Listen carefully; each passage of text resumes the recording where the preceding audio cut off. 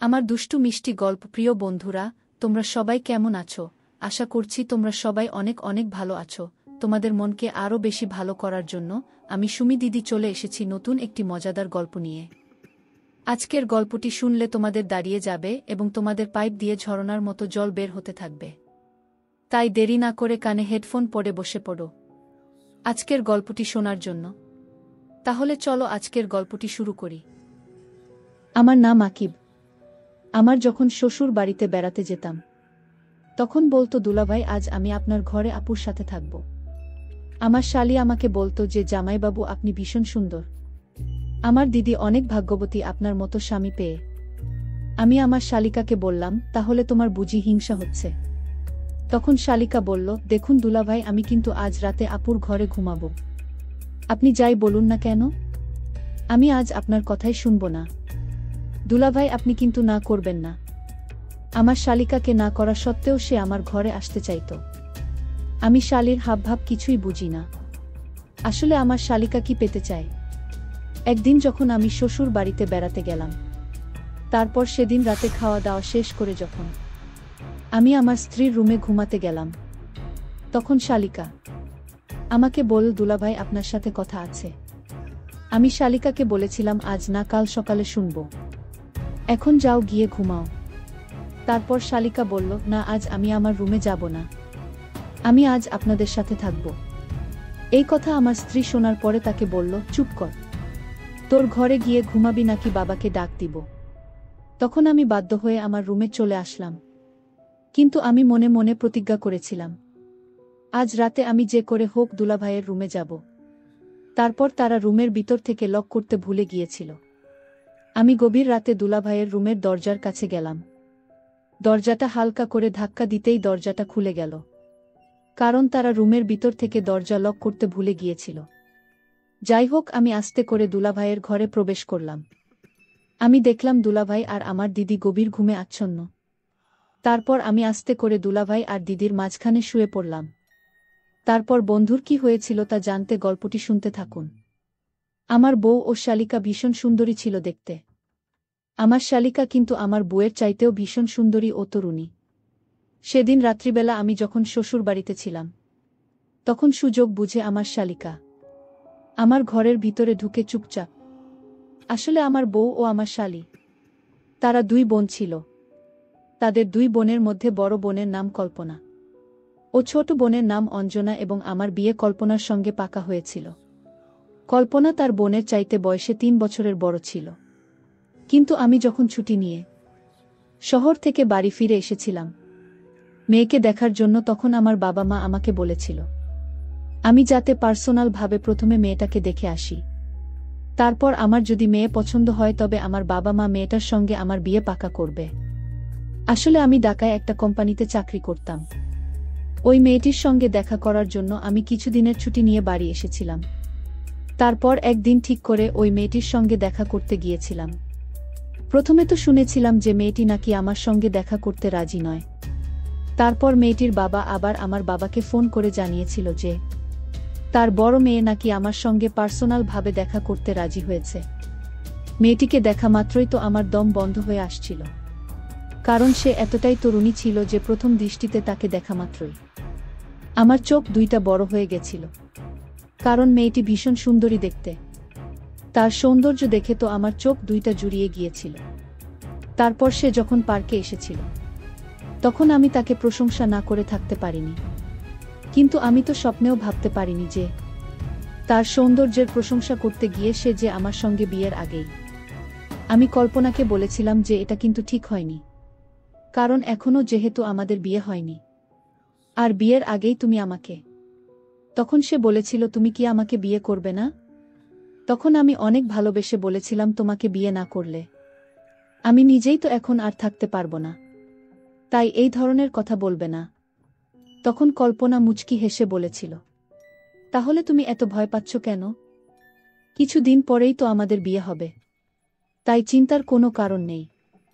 আমাদের মাঝে যা হওয়া সেটা তো হয়ে গেছে। তারপর বাড়ি ফিরে এসে বাবা মাকে বলেছিলাম যে আমার বিয়ের তারিখ যাতে খুব তাড়াতাড়ি পাকা করে। আমি মেয়ে পছন্দ করে ফেলেছি। এটা শুনে তো আমার বাবা মাও খুব খুশি হয়েছিল। তারপর কিছুদিন পরেই আমি বাবা মায়ের সঙ্গে কল্পনার বাড়িতে গিয়েছিলাম বিয়ের দিন পাকা করার জন্য। কিন্তু কল্পনার বাড়িতে যাওয়ার কিছুক্ষণ পরেই আমার পায়ের তলা থেকে যেন মাটিটায় সরে গিয়েছিল। এবং আপনারা শুনে আশ্চর্য হবেন যে একটা মেয়ে কিভাবে নিজের স্বার্থের জন্য যে আমার সঙ্গে সবকিছু, তারপর সবকিছু সত্যি কথা জানতে পেরে আমি যখন সবার সামনে অঞ্জনার ব্যাপারে সত্যি কথা বলার চেষ্টা করেছিলাম, তখন অঞ্জনা আমাকে কোনো মতেই সত্যি কথাটা বলতে দেয়নি। তারপর আমি যখন তার সঙ্গে পার্সোনাল ভাবে লুকিয়ে কথা বলেছিলাম, ও জিজ্ঞেস করেছিলাম যে তুমি কেন আমার সঙ্গে তোমার দিদির সঙ্গে এই রকম বেইমানি করলে? তুমি তোমার দিদির সরলতা নিয়ে আমাকে ঠকিয়েছে। শুধু তাই নয়, তুমি তোমার বোনকেও ঠকিয়েছ। সেদিন তো আমি তোমাকে কল্পনা ভেবে তোমার সঙ্গে আমি কিন্তু সবাইকে সত্যি কথা বলে দেব যে তুমি কিভাবে আমাকে ঠকিয়েছ। আর তোমার একবারও লজ্জা হলো না যে তুমি নিজের দিদির জীবনটাকে নষ্ট করছো? অঞ্জনা তখন আমাকে হুমকি দিয়েছিল যে আমি যদি কাউকে সত্যি কথা বলি তাহলে সে নাকি সবাইকে এটাই বলবে যে সেদিন পার্কে আমি নাকি তার সঙ্গে জোর করে, এবং সে আমাকে মিথ্যা কেসে ফাঁসিয়ে দেবে। ওই ভয়ে আমি চুপচাপ ছিলাম এবং কল্পনাকে এই বিয়ে করেছিলাম। কিন্তু আমার ক্ষমতা হয়নি তার বোনের ব্যাপারে আমার স্ত্রীকে সত্যি কথা বলার। বিয়ের পরে অঞ্জনার সঙ্গে ঘটে যাওয়া সেই দিনটাকে একটা খারাপ স্বপ্ন মনে করে নিজের মন থেকে সরিয়ে দিয়েছিলাম এবং আমি নিজের স্ত্রীকে অনেক ভালোবাসতে শুরু করেছিলাম। আমি নিজের স্ত্রীকে মন থেকে ভালোবাসতাম, কিন্তু আমার স্বামী আমার সঙ্গে অন্যায় করেছিল। বিয়ের পরে প্রথমে আমি যখন শ্বশুরবাড়িতে আসি, সেদিন রাত্রিবেলা যখন আমি শুয়েছিলাম, তখন রাত্রিবেলা চুপচাপ আমার শালী আমার ঘরের ভিতরে এসে তার দিদির পাশে শুয়ে পড়ল এবং আমিও ঘুমের ঘোরে তাকে নিজের স্ত্রী মনে করে যখন তার দিকে তাকায় তখন আমার আত্মা কেঁপে উঠেছিল। আমি তখন তাড়াতাড়ি শালিকাকে বাইরে নিয়ে গিয়ে জিজ্ঞেস করেছিলাম যে তুমি কি কারণে আমার সঙ্গে এমন করছো? তুমি সম্পর্কে আমার শালী হও, এই জন্য শুধু আমি তোমাকে ছেড়ে দিচ্ছি, নইলে কিন্তু তুমি আমার সঙ্গে যা বেয়াদবি শুরু করেছ এগুলো কিন্তু সহ্য করার মতো না। তুমি আমার কাছে কি চাও? আমার শালী তখন বলেছিল, জামাইবাবু সেদিন আপনি আমাকে যা করেছিলেন তা আমি এখন আপনার কাছে চাইছি, এবং আপনি যদি আমার কথা না রাখেন তাহলে আমি কিন্তু বাড়িতে সবাইকে সবকিছু সত্যি কথা বলে দেব যে বিয়ের আগেই আপনি আমার সঙ্গে, তাই আমাকে সবসময় ভালো রাখার চেষ্টা করবেন। তার সব কথা শোনার পরে আমি তাকে আস্তে করে বলেছিলাম যাতে কেউ শুনতে না পায় যে তোমার লজ্জা করে না অঞ্জনা? তুমি তোমার দিদির জীবনটাকে নষ্ট করতে চাইছ।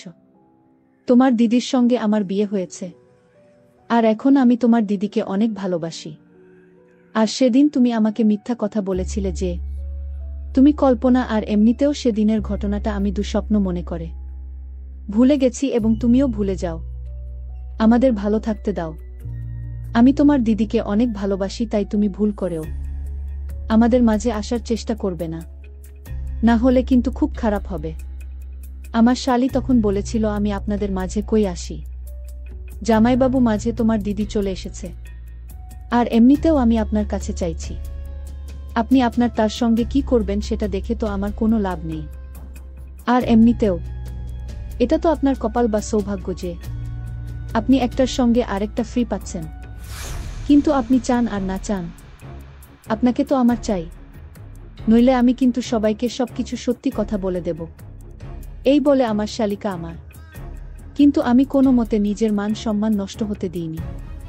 আমি সেদিন রাতে তাকে ধাক্কা দিয়ে ফেলে দিয়ে নিজের স্ত্রীর ঘরে ফিরে এসেছিলাম।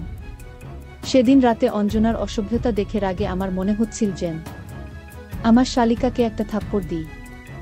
সেদিন রাতে আমি আমার শালিকাকে অনেক বোঝানোর চেষ্টা করেছিলাম যে ও যেটা চাইছে সেটা সম্পূর্ণ ভুল, এবং এতে আমাদের ৩ জনের জীবনটাই নষ্ট হয়ে যাবে। কিন্তু সে কোনোমতেই আমার কথা শুনতে রাজি ছিল না। এদিকে আমি এত বেশি অস্থির ছিলাম আমার শালীর ব্যবহারের জন্য যে আমার তো আর একটা মুহূর্ত শ্বশুরবাড়িতে থাকতে ইচ্ছে করছিল না। তাই কোনো রকমভাবে ২ দিন থেকে আমি আমার স্ত্রী, শ্বশুর ও শাশুড়ি মাকে বলে দিয়েছিলাম যে আমার এখানে থাকা হবে না, আমাকে বাড়ি ফিরে চলে যেতে হবে, কারণ আমাকে আবার অফিস জয়েন করতে হবে। কিন্তু সেদিন আমার কথা শোনার পরে আমার শ্বশুরমশাই নিজের ছোট মেয়েকে অনেক ভারী গলায় ও রেগে চিৎকার করে ডেকে বললেন, অঞ্জনা, কাল রাতে তুই তোর জামাইবাবুর সঙ্গে লুকিয়ে এমন কি কথা বলছিস? তারপর আমার শ্বশুরমশাই আমার বুকে জোরে ডেকে বলল, কল্পনা, তোমার চাচা তোমার শ্বশুর বাড়ি চলে যাওয়ার আগেই তোমার সঙ্গে দেখা করতে চেয়েছেন। উনি তোমার সঙ্গে কিছু জরুরি কথা বলবেন, তাই তুমি এক্ষুনি তোমার চাচার সঙ্গে দেখা করে এসো। এবং বাড়ি ফিরে যাওয়ার আগে আমি আমার বুকে বলেছিলাম যে আমার অফিসে অনেক জরুরি কাজ আছে, যার জন্য তাকে ও আমার সঙ্গে বাড়ি ফিরে চলে যেতে হবে। কিন্তু আমি আমার বুকে আসল কারণটা ভয়ে বলতে পারিনি, কারণ আমার মনে একটা ভয় ছিল যে আমি যদি আমার বুকে আমার শালিকা ও আমার ব্যাপারে সবকিছু সত্যি কথা বলে দিই, তাহলে হয়তো আমার বউ আমাকে ছেড়ে দেবে। তাই আমি আমার বুকে সত্যি কথাটা বলতে পারিনি। আমার সাহসী হয়নি। তারপর আমার শ্বশুরমশাই যখন আমার বুকে তার চাচার কাছে যেতে বলেছিল, তখন আমার বউ তার বাবার কথা অনুযায়ী তার চাচার বাড়ি চলে গেছিল। তারপরে আমার শ্বশুরমশাই যখন আমার স্বামীকে রাতের ঘটনার ব্যাপারে জিজ্ঞেস করেছিলেন, তখন অঞ্জনার শ্বশুরমশাইকে মিথ্যা কথা বলার চেষ্টা করেছিল। তারপর আমার শ্বশুরমশাই হঠাৎ করে যা বলেছিলেন সেটা শুনে তো আমার মাথা পুরো ঘুরে উঠেছিল, কারণ আমার শ্বশুরমশাই তার মেয়ের সব মিথ্যা কথা শোনার পরে নিজের মেয়েকে একটা থাপ্পড় মেরে বলেছিলেন, অসভ্য মেয়ে কোথাকার, কাল রাতে তুই আমার জামাইয়ের সঙ্গে যা ব্যবহার করছিস সেগুলো আমি নিজে চোখেই দেখে ফেলেছি। আর আমি এটা তো জানতাম না যে কল্পনার পরিবর্তে তুই জামাইবাবুর সঙ্গে দেখা করার জন্য গিয়েছিলি। আর ওই পার্কে গিয়ে তুই তোর জামাইবাবুর সঙ্গে, না, আর ভাবতেই পারছি না, একটিবারও ভাবলি না যে ওটা তোর জামাইবাবু হবে। আমি তখন তাড়াতাড়ি করে আমার শ্বশুরমশাইয়ের হাতে পায়ে ধরে বলেছিলাম, বাবা, আমাকে ক্ষমা করে দিন। আমি কিন্তু ভয়ে আপনাকে এবং বাড়ির কাউকে সত্যি কথা বলতে পারিনি, কারণ আপনার ছোট মেয়ে অঞ্জনা আমাকে হুমকি দিয়েছিল এবং এতে আমার কোনো দোষ নেই। আমার শ্বশুরমশাই তখন আমাকে বলেছিলেন, বাবা, আমি জানি এতে তোমার কোনো দোষ নেই। আমার মেয়ে যদি আগেই বলে দিত যে সে কল্পনা নয় অঞ্জনা, তাহলে হয়তো এত বড় ঘটনা ঘটত না। তারপর আমার শ্বশুরমশাই অঞ্জনাকে পাঠানোর সিদ্ধান্ত নিয়েছিলেন এবং তাকে হুমকি দিয়েছিলেন যে সে যদি এই ঘটনাগুলো তার দিদিকে বলে, তাহলে তাকে বাড়ি থেকে বের করে দেবে। আসলে আমার শ্বশুরমশাই চাইনি যে এই কথার বেশি বাড়াবাড়ি হোক এবং তার বড় মেয়ে সবকিছু জানতে পেরে কষ্ট পাক বা তার সংসার নষ্ট হয়ে যাক। তাই সেদিন রাতের বেলায় আমার শালি আমার সাথে যা করেছিল সেই সব কিছু লুকিয়ে আমার শ্বশুরমশাই দেখেছিল। তারপর সেদিন সব কথা আমার শ্বশুরমশাই ও শাশুড়ির সামনে পরিষ্কার হয়ে যাওয়ার পরে আমার শ্বশুরমশাই সেদিন রাতেই আমাকে আমার বাড়ি ফিরে যেতে বলেছিল, কল্পনাকে সঙ্গে নিয়ে, এবং এই কথাগুলো কল্পনাকে বলতেও বারণ করেছিলেন। এই ঘটনাটা ঘটতে আজ কয়েক মাস হয়ে গেছে। আমি এখন আমার বুকে নিয়ে ঢাকা শহরে থাকি এবং আমার শালি আমার এখানে আর কোনো দিন আসেনি।